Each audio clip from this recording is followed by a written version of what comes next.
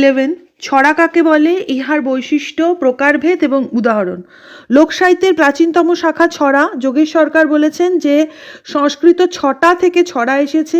ছড়ার বৈশিষ্ট্য হলো ছড়ায় যুক্তিসঙ্গত ভাবের পরম্পরা থাকে না, ছড়ার ঘটনা কাহিনী ধারাবাহিকতা থাকে না, ছড়া সাধারণত সুরাশ্রয়ী, ছড়ায় বাহুল্য বর্জিত এবং সংক্ষিপ্ত।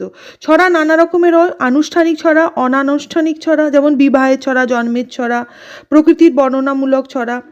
যেমন মাগো আমায় ছুটি দিতে বল, সকাল থেকে পড়েছি যে মেলা, এটা হলো ছোটদের ছড়া। আবার ভগবান তুমি যুগে যুগে দুঃখ পাঠায়েছো বারে বারে দয়াহীন সংসারে, তারা বলে গেল ক্ষমা করো সবে, বলে গেল ভালোবাসো, অন্তর হতে বিদ্বেষ বিষ্ণাসো।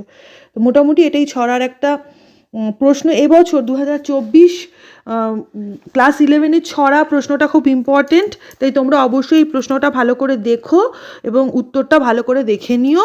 আশা করি তোমাদের উত্তরটা পছন্দসই হবে।